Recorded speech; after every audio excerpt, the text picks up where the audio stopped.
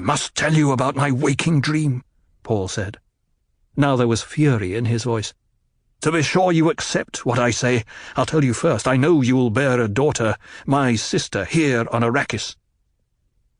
Jessica placed her hands against the tent floor, pressed back against the curving fabric wall to still a pang of fear. She knew her pregnancy could not show yet.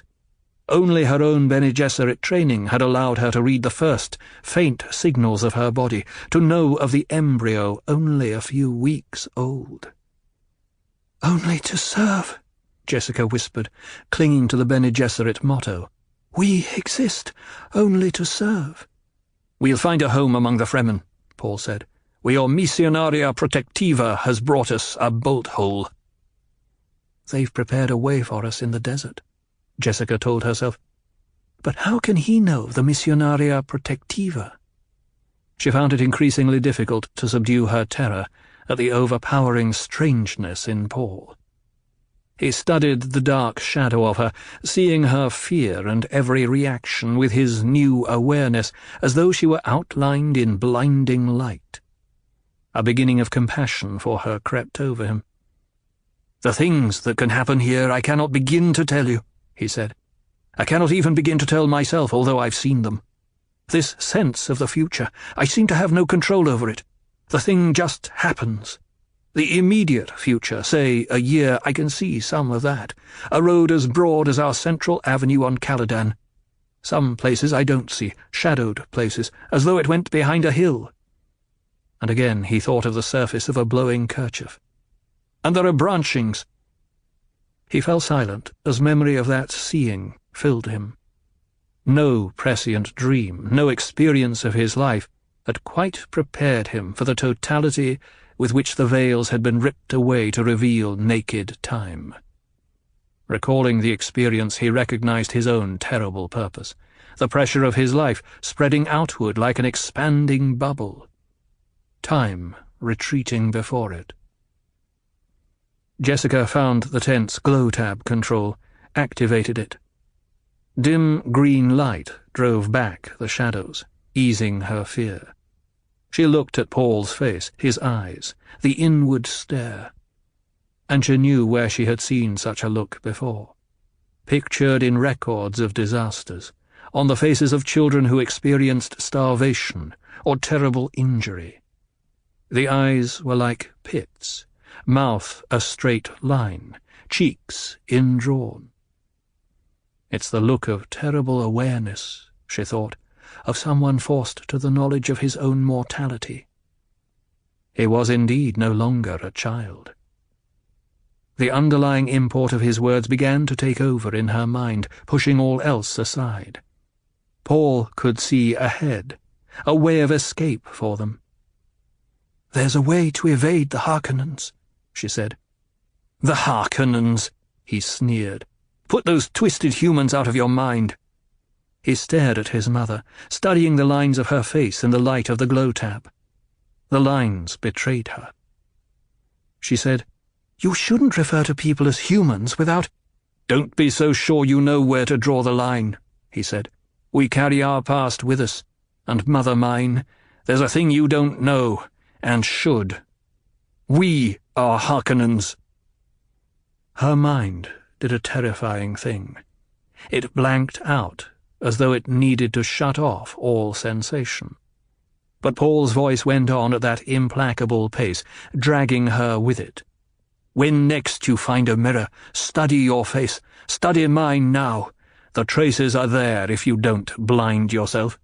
Look at my hands, the set of my bones. If none of this convinces you, then take my word for it. I've walked the future. I've looked at a record. I've seen a place. I have all the data. We're Harkonnens." "A renegade branch of the family," she said. "That's it, isn't it? Some Harkonnen cousin who—" "You're the Baron's own daughter," he said, and watched the way she pressed her hands to her mouth. "The Baron sampled many pleasures in his youth, and once permitted himself to be seduced. But it was for the genetic purposes of the Bene Gesserit, by one of you." The way he said "you" struck her like a slap. but it set her mind to working, and she could not deny his words. So many blank ends of meaning in her past reached out now and linked. The daughter the Bene Gesserit wanted. It wasn't to end the old Atreides-Harkonnen feud, but to fix some genetic factor in their lines. What? She groped for an answer. As though he saw inside her mind, Paul said, "They thought they were reaching for me, but I'm not what they expected, and I've arrived before my time. And they don't know it." Jessica pressed her hands to her mouth. "Great Mother, he's the Kwisatz Haderach." She felt exposed and naked before him, realizing then that he saw her with eyes from which little could be hidden, and that, she knew, was the basis of her fear. "You're thinking I'm the Kwisatz Haderach," she said. "Put that out of your mind. I'm something unexpected." "I must get the word out to one of the schools," she thought. "The mating index may show what has happened." "They won't learn about me until it's too late," he said. She sought to divert him, lowered her hands, and said, "We'll find a place among the Fremen." "The Fremen have a saying they credit to Shai Hulud, Old Father Eternity," he said. "They say, 'Be prepared to appreciate what you meet.'" And he thought, "Yes, mother mine, among the Fremen. You'll acquire the blue eyes and a callus beside your lovely nose from the filter tube to your still suit.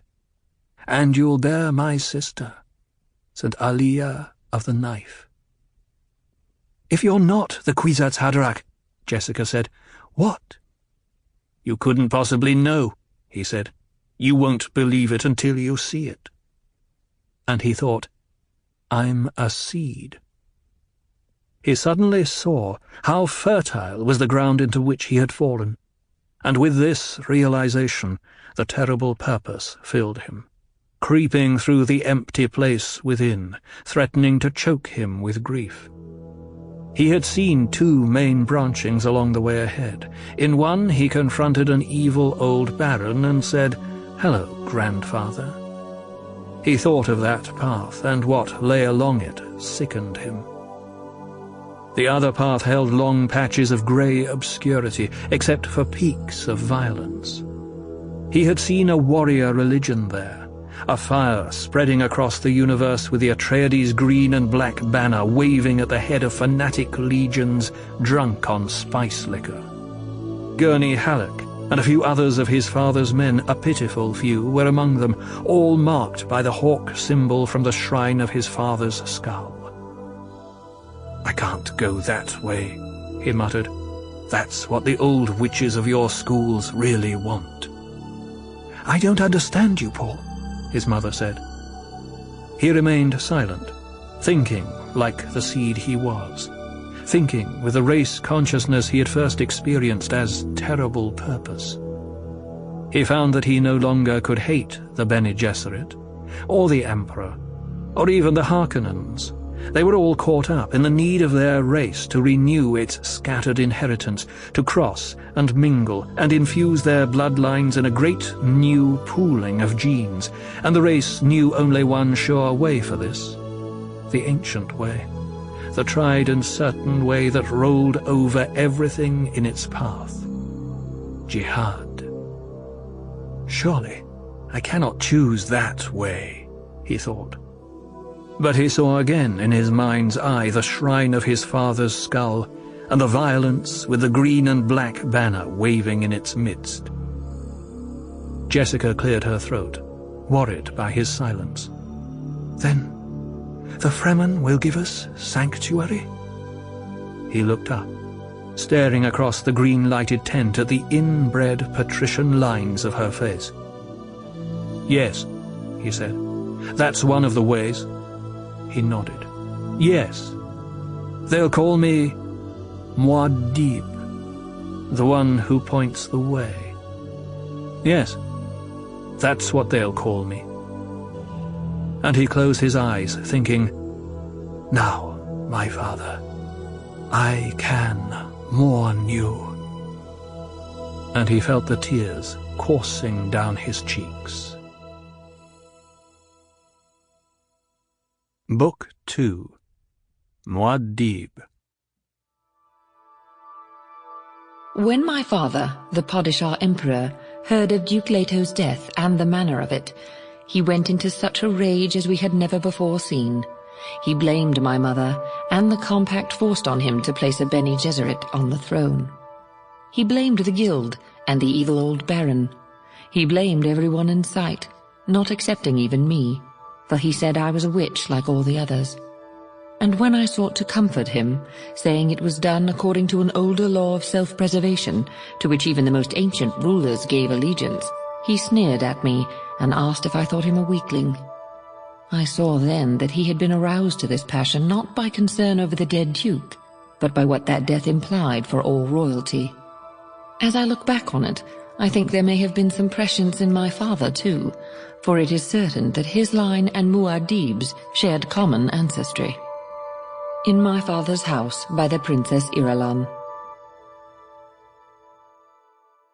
Now Harkonnen shall kill Harkonnen, Paul whispered. He had awakened shortly before nightfall, sitting up in the sealed and darkened still tent. As he spoke, he heard the vague stirrings of his mother, where she slept against the tent's opposite wall. Paul glanced at the proximity detector on the floor, studying the dials illuminated in the blackness by phosphor tubes. "It should be night soon," his mother said. "Why don't you lift the tent shades?" Paul realized then that her breathing had been different for some time, that she had lain silent in the darkness until certain he was awake. "Lifting the shades wouldn't help," he said. "There's been a storm. The tent's covered by sand. I'll dig us out soon." "No sign of Duncan yet?" "None." Paul rubbed absently at the ducal signet on his thumb, and a sudden rage against the very substance of this planet, which had helped kill his father, set him trembling. "I heard the storm begin," Jessica said. The undemanding emptiness of her words helped restore some of his calm. His mind focused on the storm as he had seen it begin through the transparent end of their still tent. Cold dribbles of sand crossing the basin, then runnels and tails furrowing the sky. He had looked up to a rock spire, seen it change shape under the blast, becoming a low, cheddar-coloured wedge. Sand funneled into their basin had shadowed the sky with dull curry, then blotted out all light as the tent was covered. Tent bows had creaked once as they accepted the pressure, then silence, broken only by the dim bellows wheezing of their sand snorkel pumping air from the surface. "Try the receiver again," Jessica said. "No use," he said. He found his stillsuit's water tube in its clip at his neck, drew a warm swallow into his mouth, and he thought that here he truly began an Arakeen existence, living on reclaimed moisture from his own breath and body. It was flat and tasteless water, but it soothed his throat. Jessica heard Paul drinking, felt the slickness of her own still suit clinging to her body, but she refused to accept her thirst. To accept it would require awakening fully into the terrible necessities of Arrakis, where they must guard even fractional traces of moisture, hoarding the few drops in the tent's catch pockets, begrudging a breath wasted on the open air. So much easier to drift back down into sleep. But there had been a dream in this day's sleep, and she shivered at the memory of it. She had held dreaming hands beneath sandflow where a name had been written, Duke Leto Atreides. The name had blurred with the sand, and she had moved to restore it, but the first letter filled before the last was begun. The sand would not stop. Her dream became wailing, louder and louder, that ridiculous wailing. Part of her mind had realized the sound was her own voice as a tiny child, little more than a baby. A woman not quite visible to memory was going away. My unknown mother, Jessica thought. The Bene Gesserit who bore me and gave me to the sisters because that's what she was commanded to do. Was she glad to rid herself of a Harkonnen child? "The place to hit them is in the spice," Paul said. How can he think of attack at a time like this? She asked herself. "An entire planet full of spice," she said. "How can you hit them there?" She heard him stirring, the sound of their pack being dragged across the tent floor. "It was sea power and air power on Caladan," he said. "Here it's desert power. The Fremen are the key." His voice came from the vicinity of the tent's sphincter. Her Bene Gesserit training sensed in his tone an unresolved bitterness toward her. All his life he has been trained to hate Harkonnens, she thought. Now he finds he is Harkonnen, because of me. How little he knows me. I was my Duke's only woman. I accepted his life and his values, even to defying my Bene Gesserit orders. The tent's glow tab came alight under Paul's hand, filled the domed area with green radiance. Paul crouched at the sphincter, his still-suit hood adjusted for the open desert, forehead capped, mouth filter in place, nose plugs adjusted. Only his dark eyes were visible, a narrow band of face that turned once toward her and away. "Secure yourself for the open," he said, and his voice was blurred behind the filter. Jessica pulled the filter across her mouth, began adjusting her hood as she watched Paul break the tent seal. Sand rasped as he opened the sphincter, and a bird fizzle of grains ran into the tent before he could immobilize it with a static compaction tool. A hole grew in the sand wall as the tool realigned the grains. He slipped out, and her ears followed his progress to the surface. "What will we find out there?" she wondered. "Harkonnen troops and the Sardaukar? Those are dangers we can expect. But what of the dangers we don't know?" She thought of the compaction tool and the other strange instruments in the pack. Each of these tools suddenly stood in her mind as a sign of mysterious dangers. She felt then a hot breeze from surface sand touch her cheeks where they were exposed above the filter. "Pass up the pack." It was Paul's voice, low and guarded. She moved to obey, heard the water liter-johns gurgle as she shoved the pack across the floor. She peered upward, saw Paul framed against stars. "Here," he said, and reached down, pulled the pack to the surface. Now she saw only the circle of stars. They were like the luminous tips of weapons aimed down at her. A shower of meteors crossed her patch of night. The meteors seemed to her like a warning, like tiger stripes, like luminous grave slats clabbering her blood. And she felt the chill of the price on their heads. "Hurry up," Paul said. "I want to collapse the tent." A shower of sand from the surface brushed her left hand. How much sand will the hand hold? She asked herself. "Shall I help you?" Paul asked. "No." She swallowed in a dry throat, slipped into the hole, felt static, packed sand rasp under her hands. Paul reached down, took her arm. She stood beside him on a smooth patch of starlit desert, stared around. Sand almost brimmed their basin, leaving only a dim lip of surrounding rock. She probed the farther darkness with her trained senses. Noise of small animals. Birds. A fall of dislodged sand and faint creature sounds within it. Paul collapsing their tent, recovering it up the hole. Starlight displaced just enough of the night to charge each shadow with menace. She looked at patches of blackness. Black is blind remembering, she thought. You listen for pack sounds, for the cries of those who hunted your ancestors in a past so ancient only your most primitive cells remember. The ears see, the nostrils see. Presently Paul stood beside her, said, "Duncan told me that if he was captured, he could hold out this long. We must leave here now."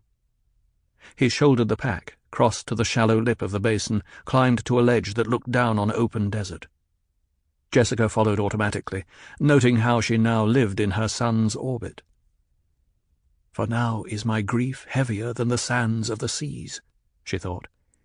"This world has emptied me of all but the oldest purpose, tomorrow's life. I live now for my young Duke, and the daughter yet to be.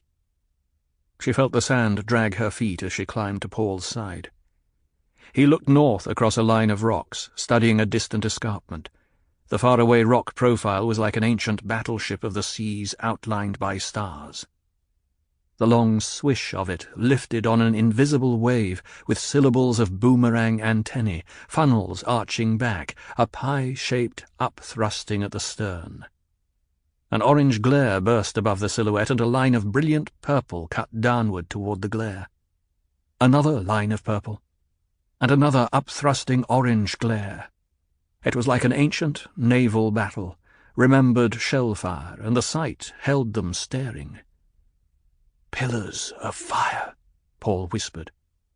A ring of red eyes lifted over the distant rock. Lines of purple laced the sky. "Jet flares and laser guns," Jessica said.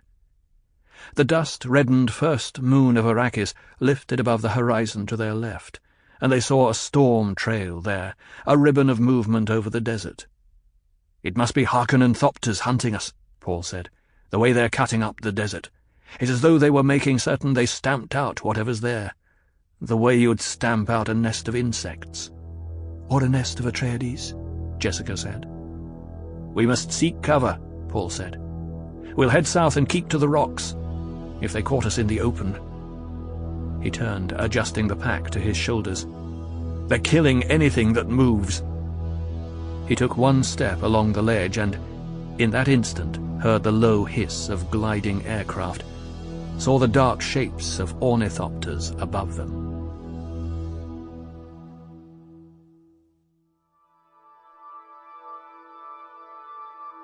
My father once told me that respect for the truth comes close to being the basis for all morality. Something cannot emerge from nothing, he said. This is profound thinking if you understand how unstable the truth can be. From Conversations with Muad'Dib by the Princess Irulan. I've always prided myself on seeing things the way they truly are. That's the curse of being a Mentat. You can't stop analyzing your data. The leathered old face of Thufir Hawat appeared composed in the pre-dawn dimness as he spoke. His sappho-stained lips were drawn into a straight line, with radial creases spreading upward. A robed man squatted silently on sand across from Hawat, apparently unmoved by the words. The two crouched beneath a rock overhang that looked down on a wide, shallow sink. Dawn was spreading over the shattered outline of cliffs across the basin, touching everything with pink. It was cold under the overhang, a dry and penetrating chill left over from the night. There had been a warm wind just before dawn, but now it was cold. Hawat could hear teeth chattering behind him among the few troopers remaining in his force. The man squatting across from Hawat was a Fremen who had come across the sink in the first light of false dawn, skittering over the sand, blending into the dunes, his movements barely discernible. The Fremen extended a finger to the sand between them, drew a figure there. It looked like a bowl with an arrow spilling out of it. "There are many Harkonnen patrols." He lifted his finger, pointed upward across the cliffs that Hawat and his men had descended. Hawat nodded. Many patrols, yes. But still he did not know what this Fremen wanted, and this rankled. Mentat training was supposed to give a man the power to see motives. This had been the worst night of Hawat's life. He had been at Tsimpo, a garrison village, buffer outpost for the former capital city Carthage, when the reports of attack began arriving. At first he thought, it's a raid. The Harkonnens are testing. But report followed report, faster and faster. 2 legions landed at Carthage, 5 legions, 50 brigades, attacking the Duke's main base at Arrakeen. A legion at Arsunt. 2 battle groups at Splintered Rock. Then the reports became more detailed. There were Imperial Sardaukar among the attackers, possibly 2 legions of them. And it became clear that the invaders knew precisely which weight of arms to send where. Precisely. Superb intelligence. Hawat's shocked fury had mounted until it threatened the smooth functioning of his Mentat capabilities. The size of the attack struck his mind like a physical blow. Now, hiding beneath a bit of desert rock, he nodded to himself, pulled his torn and slashed tunic around him as though warding off the cold shadows. The size of the attack. He had always expected their enemy to hire an occasional lighter from the guild for probing raids. That was an ordinary enough gambit in this kind of house-to-house warfare. Lighters landed and took off on Arrakis regularly to transport the spice for House Atreides. Hawat had taken precautions against random raids by false spice lighters. For a full attack, they'd expected no more than 10 brigades. But there were more than 2,000 ships down on Arrakis at the last count. Not just lighters, but frigates, scouts, monitors, crushers, troop carriers, dump boxes. More than 100 brigades, 10 legions. The entire spice income of Arrakis for 50 years might just cover the cost of such a venture. It might. I underestimated what the Baron was willing to spend in attacking us, Hawat thought. I failed my duke. Then there was the matter of the traitor. I will live long enough to see her strangled, he thought. I should have killed that Bene Gesserit witch when I had the chance. There was no doubt in his mind who had betrayed them. The Lady Jessica. She fitted all the facts available. Your man Gurney Halleck and part of his force are safe with our smuggler friends. Good. So Gurney will get off this hell planet. We're not all gone. Hawat glanced back at the huddle of his men.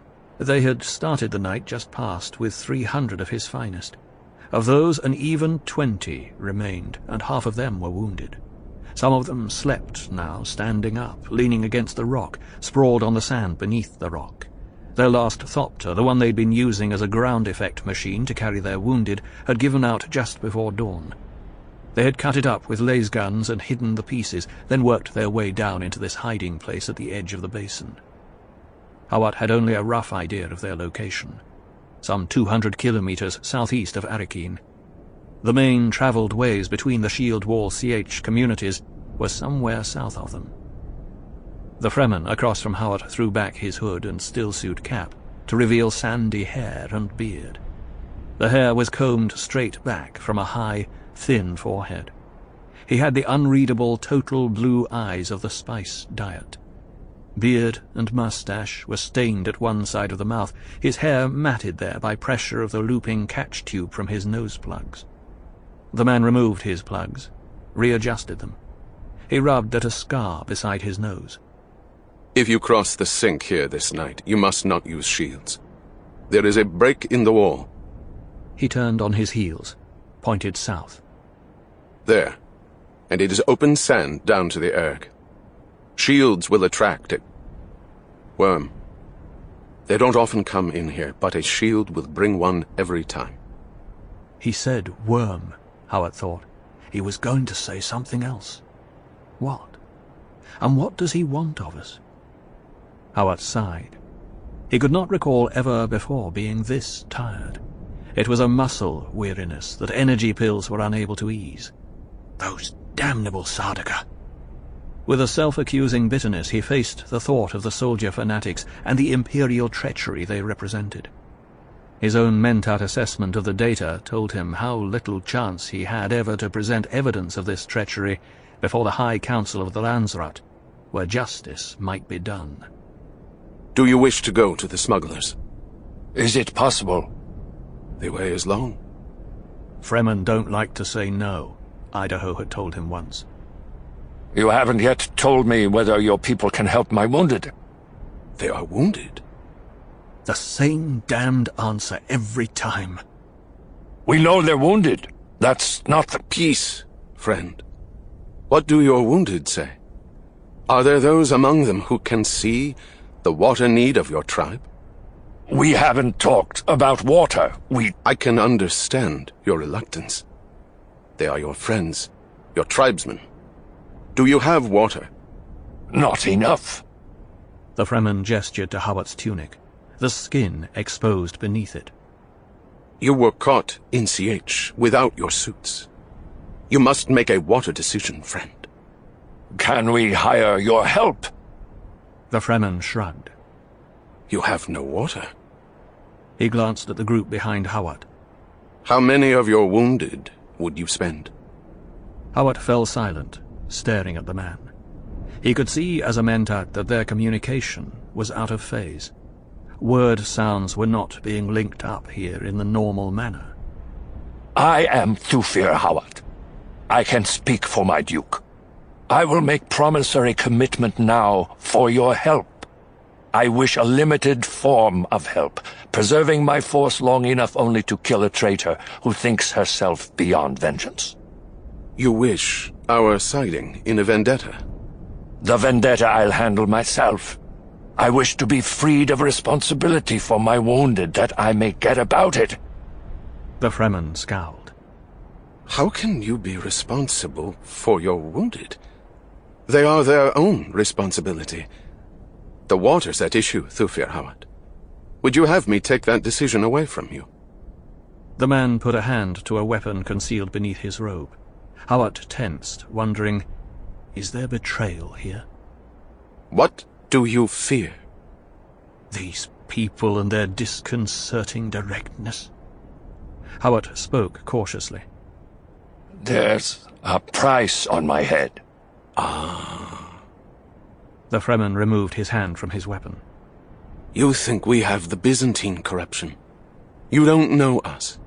The Harkonnens have not water enough to buy the smallest child among us. But they had the price of guild passage for more than 2,000 fighting ships, Hawat thought. And the size of that price still staggered him. We both fight Harkonnens. Should we not share the problems and ways of meeting the battle issue? We are sharing. I have seen you fight Harkonnens. You are good. There have been times I'd have appreciated your arm beside me. Say where my arm may help you. Who knows? There are Harkonnen forces everywhere. But you still have not made the water decision or put it to your wounded. I must be cautious, Hawat told himself. There's a thing here that's not understood. Will you show me your way? The Arakeen way. Stranger thinking. There was a sneer in the Fremen's tone. He pointed to the northwest, across the cliff top. We watched you come across the sand last night. You keep your force on the slip face of the dunes. Bad. You have no still suits, no water. You will not last long. The ways of Arrakis don't come easily. Truth. But we've killed Harkonnens. What do you do with your own wounded? Does a man not know when he is worth saving?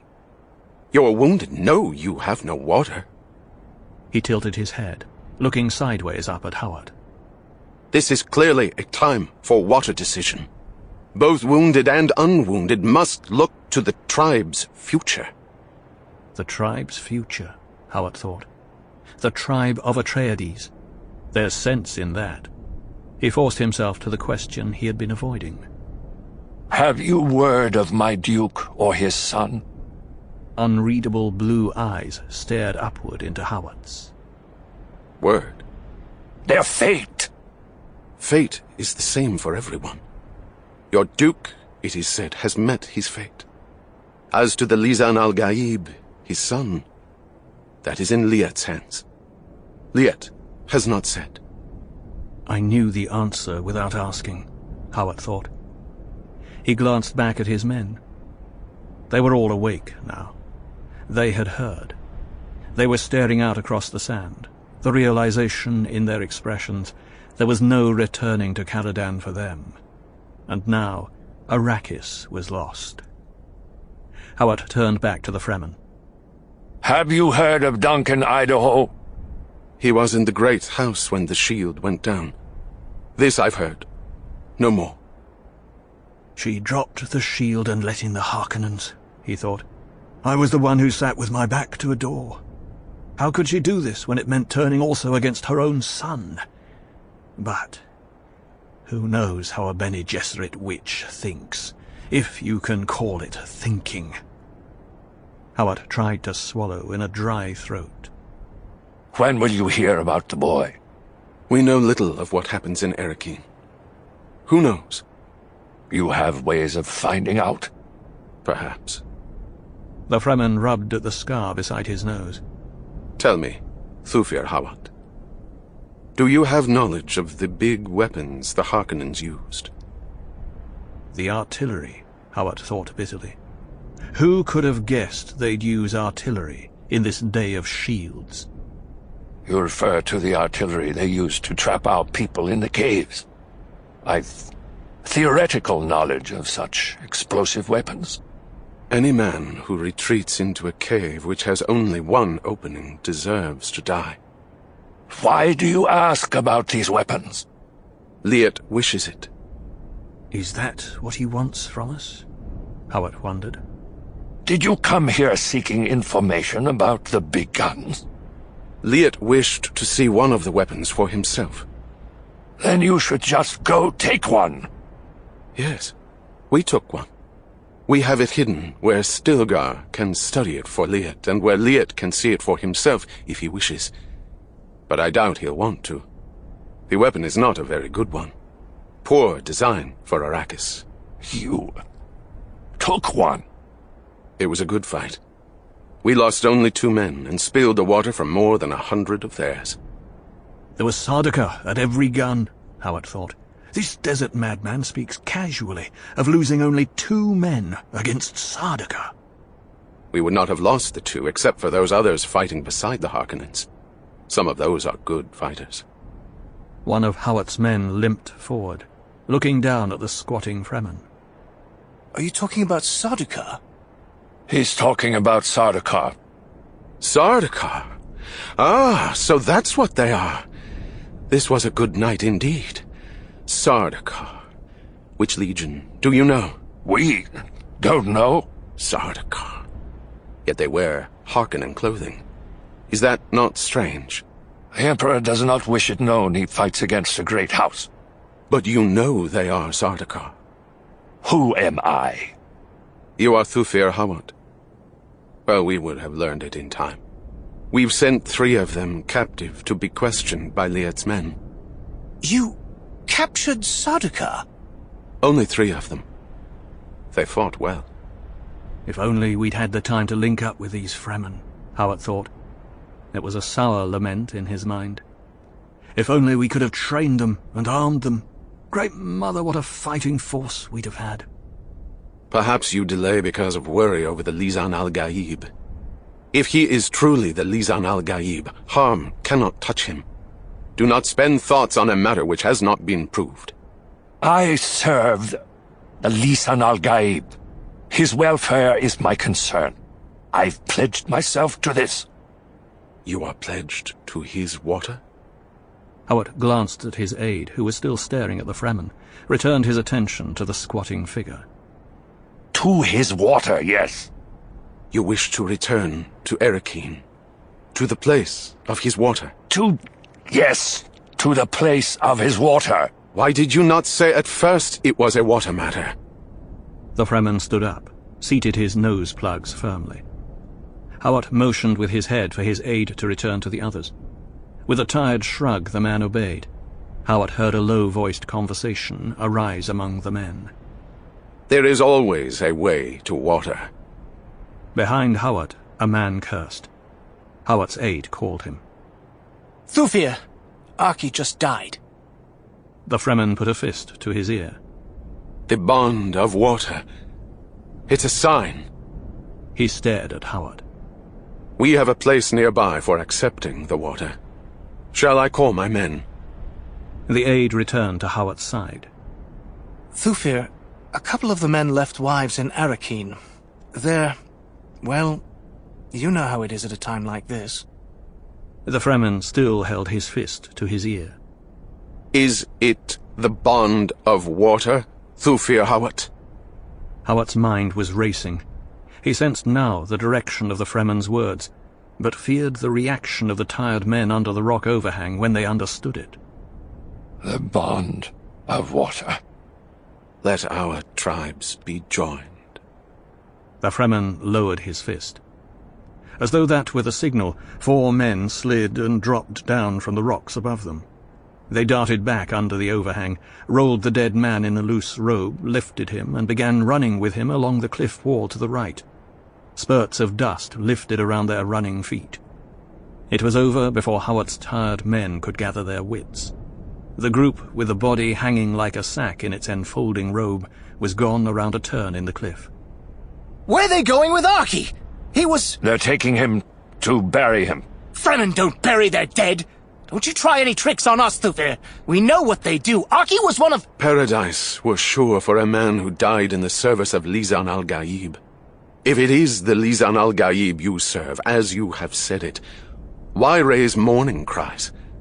The memory of one who died in this fashion will live as long as the memory of man endures. But Hawat's men advanced, angry looks on their faces. One had captured a lasgun. He started to draw it. Stop right where you are! Hawat fought down the sick fatigue that gripped his muscles. These people respect our dead.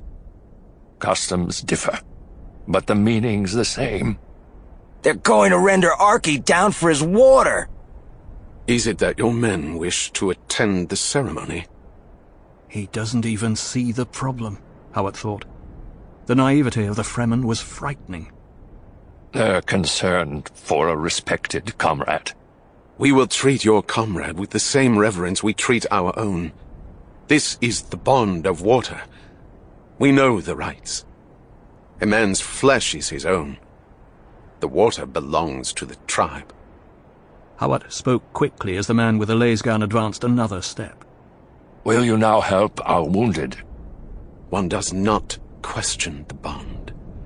We will do for you what a tribe does for its own. First, we must get all of you suited and see to the necessities. The man with the lasgun hesitated. Hawat's aide spoke. Are we buying help with Archie's water? Not buying. We've joined these people. Customs differ. Hawat began to relax. And they'll help us get to Arakeen? We will kill Harkonnens and Sardaukar. The Fremen grinned. He stepped backward, cupped his hands beside his ears, and tipped his head back, listening. Presently he lowered his hands. An aircraft comes. Conceal yourselves beneath the rock and remain motionless. At a gesture from Hawat, his men obeyed. The Fremen took Hawat's arm, pressed him back with the others. We will fight in the time of fighting. He reached beneath his robes, brought out a small cage, lifted a creature from it. Hawat recognized a tiny bat. The bat turned its head, and Hawat saw its blue-within-blue eyes. The Fremen stroked the bat, soothing it, crooning to it. He bent over the animal's head, allowed a drop of saliva to fall from his tongue into the bat's upturned mouth. The bat stretched its wings but remained on the Fremen's opened hand. The man took a tiny tube, held it beside the bat's head and chattered into the tube. Then, lifting the creature high, he threw it upward. The bat swooped away beside the cliff and was lost to sight. The Fremen folded the cage, thrust it beneath his robe. Again he bent his head, listening. They quarter the high country. One wonders who they seek up there. It's known that we retreated in this direction. One should never presume one is the sole object of a hunt. Watch the other side of the basin. You will see a thing. Time passed. Some of Hawat's men stirred, whispering. "Remain silent as frightened animals," the Fremen hissed. Hawat discerned movement near the opposite cliff, flitting blurs of tan on tan.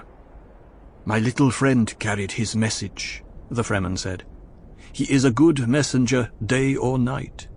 I'll be unhappy to lose that one." The movement across the sink faded away.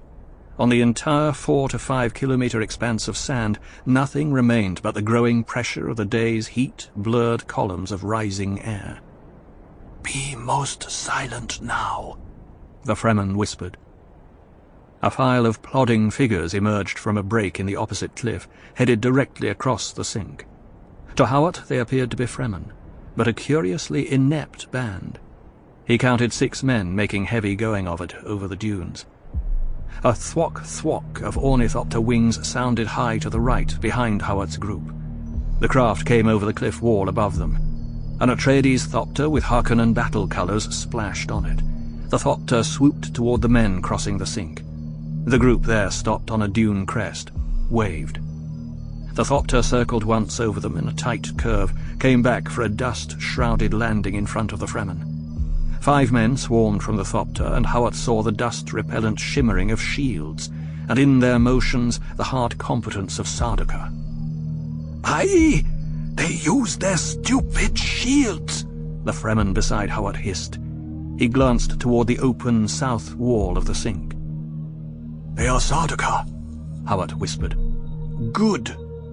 The Sardaukar approached the waiting group of Fremen in an enclosing half-circle. Sun glinted on blades held ready. The Fremen stood in a compact group, apparently indifferent. Abruptly, the sand around the two groups sprouted Fremen. They were at the ornithopter, then in it. Where the two groups had met at the dune crest, a dust cloud partly obscured violent motion. Presently, dust settled. Only Fremen remained standing. "They left only 3 men in their thopter," the Fremen beside Howard said. "That was fortunate. I don't believe we had to damage the craft in taking it." Behind Howard, one of his men whispered, "Those were Sardaukar." "Did you notice how well they fought?" the Fremen asked. Howard took a deep breath. He smelled the burned dust around him, felt the heat, the dryness. In a voice to match that dryness, he said, "Yes, they fought well indeed." The captured thopter took off with a lurching flap of wings, angled upward to the south in a steep, wing-tucked climb. So these Fremen can handle thopters too, Howard thought. On the distant dune, a Fremen waved a square of green cloth, once, twice. "More come!" the Fremen beside Howard barked. "Be ready! I'd hoped to have us away without more inconvenience." Inconvenience, Howard thought. He saw 2 more thopters swooping from high in the west onto an area of sand suddenly devoid of visible Fremen. Only 8 splotches of blue, the bodies of the Sardaukar in Harkonnen uniforms, remained at the scene of violence. Another thopter glided in over the cliff wall above Howard. He drew in a sharp breath as he saw it, a big troop carrier. It flew with the slow spread-wing heaviness of a full load, like a giant bird coming to its nest. In the distance, the purple finger of a lasgun beam flicked from one of the diving thopters. It laced across the sand, raising a sharp trail of dust. "The cowards!" the Fremen beside Howard rasped. The troop carrier settled toward the patch of blue-clad bodies. Its wings crept out to full reach, began the cupping action of a quick stop. Howard's attention was caught by a flash of sun on metal to the south. A thopter plummeting there in a power dive, wings folded flat against its sides, its jets a golden flare against the dark silvered grey of the sky. It plunged like an arrow toward the troop carrier, which was unshielded because of the lasgun activity around it. Straight into the carrier, the diving thopter plunged. A flaming roar shook the basin. Rocks tumbled from the cliff walls all around. A geyser of red-orange shot skyward from the sand where the carrier and its companion thopters had been. Everything there caught in the flame. It was the Fremen who took off in that captured thopter, Howard thought. He deliberately sacrificed himself to get that carrier. Great Mother, what are these Fremen? "A reasonable exchange," said the Fremen beside Howard. "There must have been 300 men in that carrier. Now, we must see to their water and make plans to get another aircraft." He started to step out of their rock-shadowed concealment. A rain of blue uniforms came over the cliff wall in front of him, falling in low suspensor slowness. In the flashing instant, Howard had time to see that they were Sardaukar. Hard faces set in battle frenzy, that they were unshielded and each carried a knife in one hand, a stunner in the other. A thrown knife caught Howard's Fremen companion in the throat, hurling him backward, twisting face down. Howard had only time to draw his own knife before blackness of a stunner projectile felled him.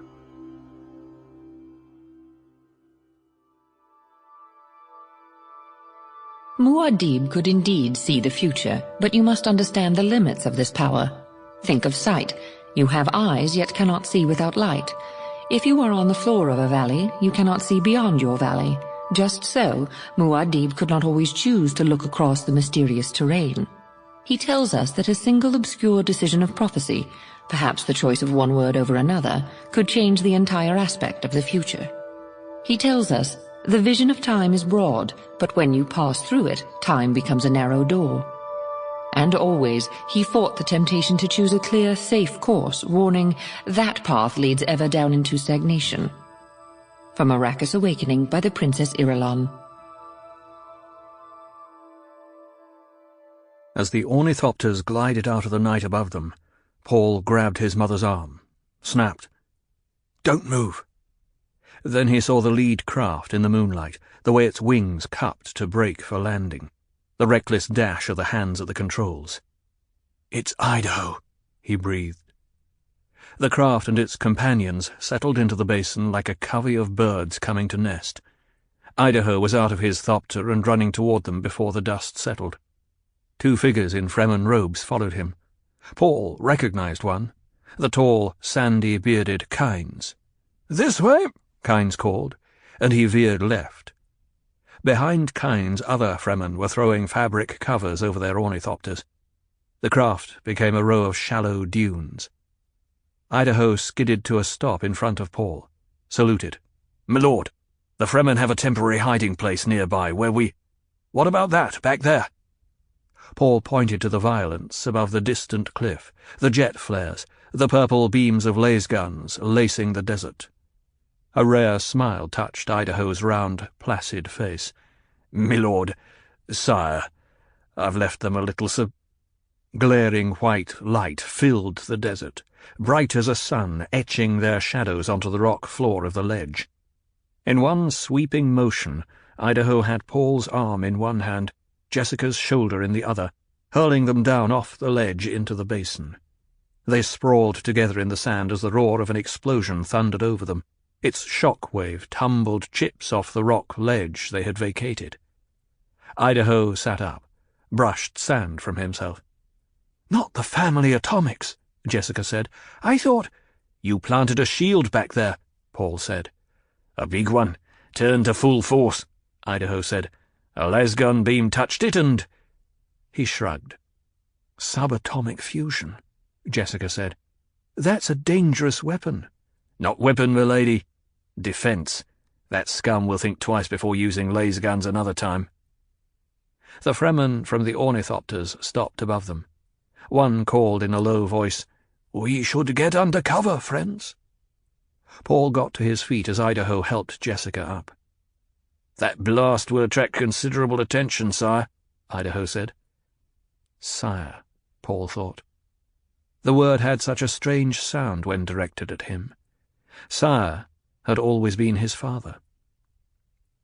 He felt himself touched briefly by his powers of prescience, seeing himself infected by the wild race consciousness that was moving the human universe toward chaos. The vision left him shaken, and he allowed Idaho to guide him along the edge of the basin to a rock projection. Fremen there were opening a way down into the sand with their compaction tools.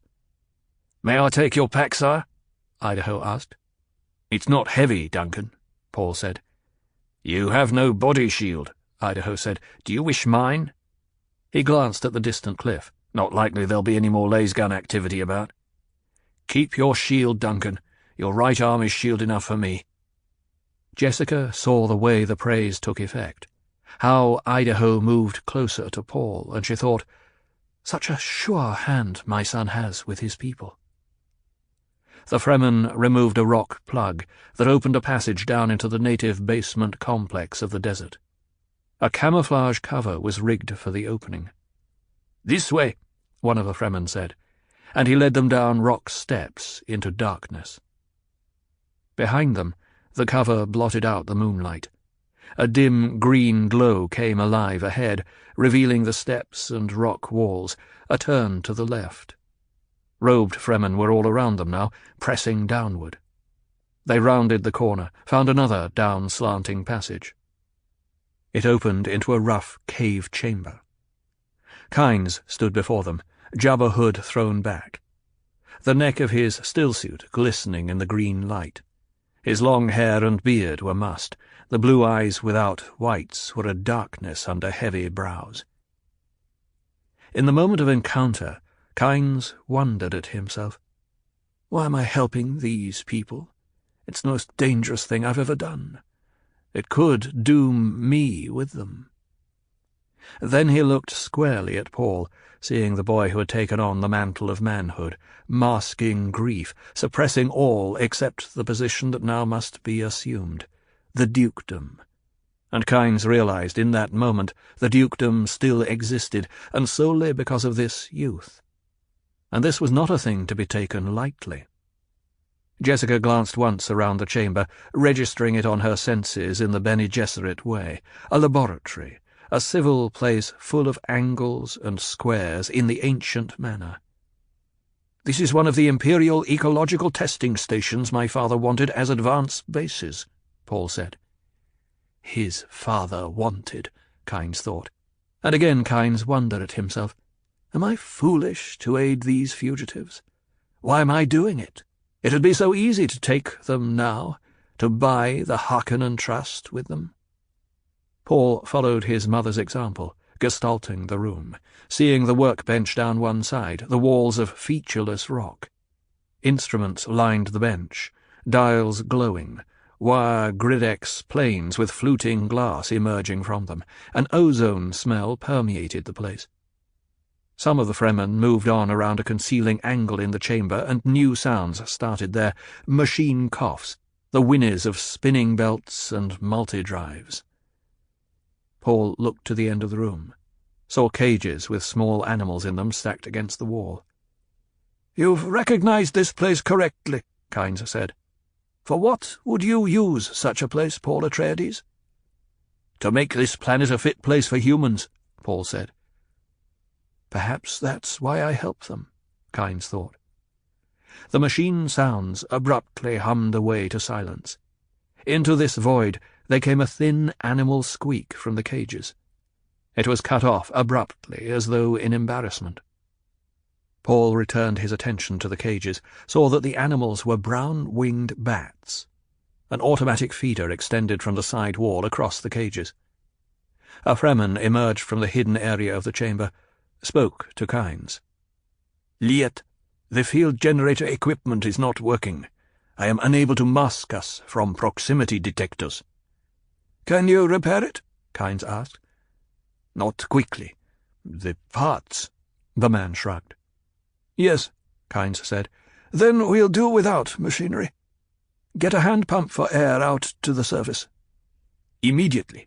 The man hurried away. Kynes turned back to Paul. "You gave a good answer." Jessica marked the easy rumble of the man's voice. It was a royal voice accustomed to command, and she had not missed the reference to him as Liet. Liet was the Fremen alter ego, the other face of the tame planetologist. "We are most grateful for your help, Dr. Kynes," she said. We'll see," Kynes said. He nodded to one of his men. "Spice coffee in my quarters, Shamir?" "At once, Liet," the man said. Kynes indicated an arched opening in the side wall of the chamber. "If you please." Jessica allowed herself a regal nod before accepting. She saw Paul give a hand signal to Idaho, telling him to mount guard here. The passage, 2 paces deep, opened through a heavy door into a square office lighted by golden glow globes. Jessica passed her hand across the door as she entered, was startled to identify plasteel. Paul stepped 3 paces into the room, dropped his pack to the floor. He heard the door close behind him, studied the place. About 8 meters to a side, walls of natural rock, curry-coloured, broken by metal filing cabinets on their right. A low desk with milk-glass top shot full of yellow bubbles occupied the room's centre. 4 suspensor chairs ringed the desk. Kynes moved around Paul, held a chair for Jessica. She sat down, noting the way her son examined the room. Paul remained standing for another eye blink. A faint anomaly in the room's air currents told him there was a secret exit to their right, behind the filing cabinets. "Will you sit down, Paul Atreides?" Kynes asked. How carefully he avoids my title, Paul thought. But he accepted the chair, remained silent while Kynes sat down. "You sense that Arrakis could be a paradise," Kynes said. "Yet, as you see, the Imperium sends here only its trained hatchet men, its seekers after the spice." Paul held up his thumb with its ducal signet. "Do you see this ring?" "Yes." "Do you know its significance?" Jessica turned sharply to stare at her son. "Your father lies dead in the ruins of Arrakeen," Kynes said. "You are technically the Duke." "I'm a soldier of the Imperium," Paul said. "Technically a hatchet man." Kynes' face darkened. "Even with the Emperor's Sardaukar standing over your father's body?" "The Sardaukar are one thing. The legal source of my authority is another," Paul said. "Arrakis has its own way of determining who wears the mantle of authority," Kynes said. And Jessica, turning back to look at him, thought, "There's steel in this man that no one has taken the temper out of. And we've need of steel. Paul's doing a dangerous thing." Paul said, "The Sardaukar on Arrakis are a measure of how much our beloved Emperor feared my father. Now I will give the Padishah Emperor reasons to fear the—" "Lad," Kynes said, "there are things you don't—" "You will address me as sire or my lord," Paul said. Gently, Jessica thought. Kynes stared at Paul, and Jessica noted the glint of admiration in the planetologist's face, the touch of humour there. "Sire," Kynes said. "I am an embarrassment to the Emperor," Paul said. "I am an embarrassment to all who would divide Arrakis as their spoil. As I live, I shall continue to be such an embarrassment that I stick in their throats and choke them to death." "Words," Kynes said. Paul stared at him. Presently Paul said, "You have a legend of the Lisan al-Gaib here, the voice from the outer world, the one who will lead the Fremen to paradise. Your men have—" "Superstition," Kynes said. "Perhaps," Paul agreed, "yet perhaps not. Superstitions sometimes have strange roots and stranger branchings." "You have a plan," Kynes said. "This much is obvious, sire." "Could your Fremen provide me with proof positive that the Sardaukar are here in Harkonnen uniform?" "Quite likely." "The Emperor will put a Harkonnen back in power here," Paul said. "Perhaps even Beast Rabban. Let him. Once he has involved himself beyond escaping his guilt, let the Emperor face the possibility of a bill of particulars laid before the Landsraad. Let him answer there where—" "Paul," Jessica said. "Granted that the Landsraad High Council accepts your case," Kynes said, "there could be only one outcome. General warfare between the Imperium and the great houses." "Chaos," Jessica said. "But I'd present my case to the Emperor," Paul said, "and give him an alternative to chaos." Jessica spoke in a dry tone. "Blackmail?" "One of the tools of statecraft, as you've said yourself," Paul said, and Jessica heard the bitterness in his voice. "The Emperor has no sons, only daughters." "You'd aim for the throne?" Jessica asked. "The Emperor will not risk having the Imperium shattered by total war," Paul said. "Planets blasted, disorder everywhere. He'll not risk that." "This is a desperate gamble you propose," Kynes said. "What do the great houses of the Landsraad fear most?" Paul asked. "They fear most what is happening here right now on Arrakis, the Sardaukar picking them off one by one. That's why there is a Landsraad. This is the glue of the Great Convention. Only in union do they match the Imperial forces." "But this is what they fear," Paul said. "Arrakis would become a rallying cry. Each of them would see himself in my father, cut out of the herd and killed." Kynes spoke to Jessica. "Would his plan work?" "I'm no Mentat," Jessica said. But you are Bene Gesserit. She shot a probing stare at him, said, His plan has good points and bad points, as any plan would at this stage. A plan depends as much upon execution as it does upon concept. Law is the ultimate science, Paul quoted. Thus it reads above the Emperor's door. I propose to show him law. And I'm not sure I could trust the person who conceived this plan, Kynes said. Arrakis has its own plan that we— From the throne, Paul said. I could make a paradise of Arrakis with the wave of a hand. This is the coin I offer for your support. Kynes stiffened. My loyalty is not for sale, sire. Paul stared across the desk at him, meeting the cold glare of those blue-within-blue eyes, studying the bearded face, the commanding appearance. A harsh smile touched Paul's lips, and he said, Well spoken. I apologize. Kynes met Paul's stare, and presently said, No Harkonnen ever admitted error. Perhaps you're not like them, Atreides. It could be a fault in their education, Paul said. You say you're not for sale, but I believe I've the coin you'll accept. For your loyalty, I offer my loyalty to you. Totally. My son has the Atreides' sincerity, Jessica thought. He has that tremendous, almost naive honor. And what a powerful force that truly is. She saw that Paul's words had shaken Kynes. This is nonsense, Kynes said. You're just a boy, and— I'm the Duke, Paul said. I'm an Atreides. No Atreides has ever broken such a bond. Kynes swallowed. When I say totally, Paul said, I mean without reservation. I would give my life for you. Sire, Kynes said, and the word was torn from him. But Jessica saw that he was not now speaking to a boy of 15, but to a man, to a superior. Now Kynes meant the word.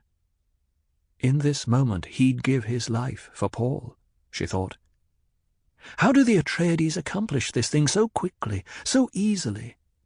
I know you mean this, Kynes said. Yet the Harkonnen— The door behind Paul slammed open. He whirled to see reeling violence, shouting, the clash of steel, wax-image faces grimacing in the passage. With his mother beside him, Paul leaped for the door, seeing Idaho blocking the passage, his blood-pitted eyes there visible through a shield blur, claw hands beyond him, arcs of steel chopping futilely at the shield. There was the orange firemouth of a stunner repelled by the shield. Idaho's blades were through it all, flick-flicking, red dripping from them. Then Kynes was beside Paul, and they threw their weight against the door. Paul had one last glimpse of Idaho standing against a swarm of Harkonnen uniforms, his jerking, controlled staggers, the black goat hair with a red blossom of death in it. Then the door was closed, and there came a snick as Kynes threw the bolts. I appear to have decided, Kynes said. Someone detected your machinery before it was shut down, Paul said. He pulled his mother away from the door, met the despair in her eyes. I should have suspected trouble when the coffee failed to arrive, Kynes said. You've a bolt hole out of here, Paul said. Shall we use it? Kynes took a deep breath, said, This door should hold for at least 20 minutes, against all but a lasgun. They'll not use a lasgun for fear we've shields on this side, Paul said. Those were Sardaukar in Harkonnen uniform, Jessica whispered. They could hear pounding on the door now, rhythmic blows. Kynes indicated the cabinets against the right-hand wall, said, This way. He crossed to the first cabinet, opened a drawer, manipulated a handle within it. The entire wall of cabinets swung open to expose the black mouth of a tunnel. This door also is plasteel, Kynes said. You were well prepared, Jessica said. We lived under the Harkonnens for 80 years, Kynes said. He herded them into the darkness, closed the door. In the sudden blackness, Jessica saw a luminous arrow on the floor ahead of her. Kynes' voice came from behind them. We'll separate here. This wall is tougher. It'll stand for at least an hour. Follow the arrows like that one on the floor. They'll be extinguished by your passage. They lead through a maze to another exit where I've secreted a thopter. There's a storm across the desert tonight. Your only hope is to run for that storm, dive into the top of it, ride with it. My people have done this in stealing thopters. If you stay high in the storm, you'll survive." "What of you?" Paul asked. "I'll try to escape another way. If I'm captured, well, I'm still Imperial Planetologist. I can say I was your captive." Running like cowards, Paul thought. But how else can I live to avenge my father? He turned to face the door. Jessica heard him move, said, "Duncan's dead, Paul. You saw the wound. You can do nothing for him." "I'll take full payment for them all one day," Paul said. "Not unless you hurry now," Kynes said. Paul felt the man's hand on his shoulder. "Where will we meet, Kynes?" Paul asked. "I'll send Fremen searching for you. The storm's path is known. Hurry now, and the Great Mother give you speed and luck." They heard him go, a scrambling in the blackness. Jessica found Paul's hand, pulled him gently. "We must not get separated," she said. "Yes." He followed her across the first arrow, seeing it go black as they touched it. Another arrow beckoned ahead. They crossed it, saw it extinguish itself, saw another arrow ahead. They were running now. Plans within plans, within plans within plans, Jessica thought. Have we become part of someone else's plan now? The arrows led them around turnings, past side openings only dimly sensed in the faint luminescence. Their way slanted downward for a time, then up, ever up. They came finally to steps, rounded a corner and were brought short by a glowing wall with a dark handle visible in its centre. Paul pressed the handle. The wall swung away from them. Light flared to reveal a rock-hewn cavern with an ornithopter squatting in its centre.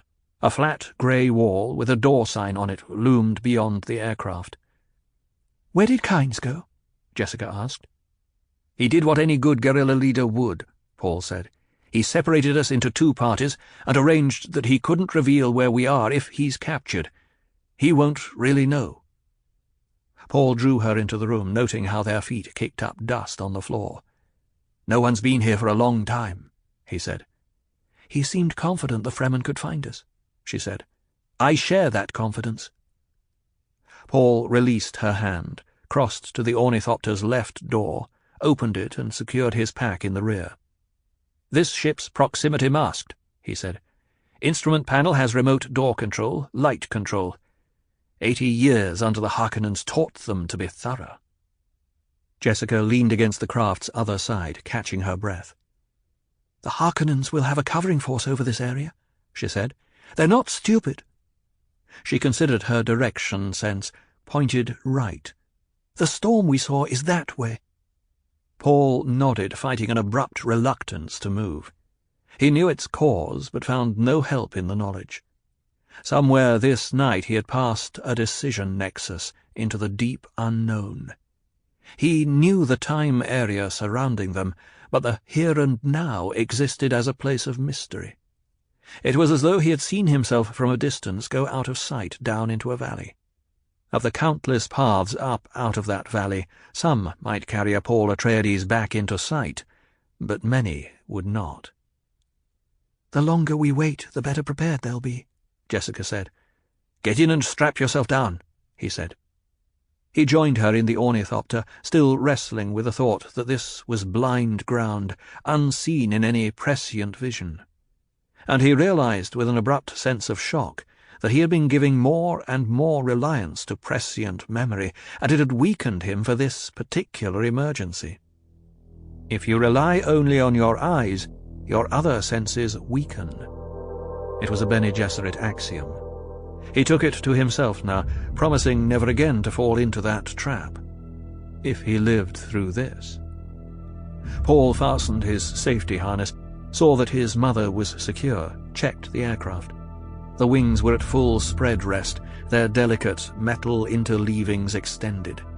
He touched the retractor bar, watched the wings shorten for jet boost takeoff, the way Gurney Halleck had taught him. The starter switch moved easily. Dials on the instrument panel came alive as the jet pods were armed. Turbines began their low hissing. "Ready?" he asked. Yes. He touched the remote control for lights. Darkness blanketed them. His hand was a shadow against the luminous dials as he tripped the remote door control. Grating sounded ahead of them. A cascade of sand swished away to silence. A dusty breeze touched Paul's cheeks. He closed his door, feeling the sudden pressure. A wide patch of dust-blurred stars framed in angular darkness appeared where the door wall had been. Starlight defined a shelf beyond, a suggestion of sand ripples. Paul depressed the glowing action sequence switch on his panel. The wings snapped back and down, hurling the Thopter out of its nest. Power surged from the jet pods as the wings locked into lift attitude. Jessica let her hands ride lightly on the dual controls, feeling the sureness of her son's movements. She was frightened, yet exhilarated. Now, Paul's training is our only hope, she thought. His youth and swiftness. Paul fed more power to the jet pods. The Thopter banked, sinking them into their seats as a dark wall lifted against the stars ahead. He gave the craft more wing, more power. Another burst of lifting wing beats, and they came out over rocks, silver-frosted angles and outcroppings in the starlight. The dust-reddened second moon showed itself above the horizon to their right, defining the ribbon trail of the storm.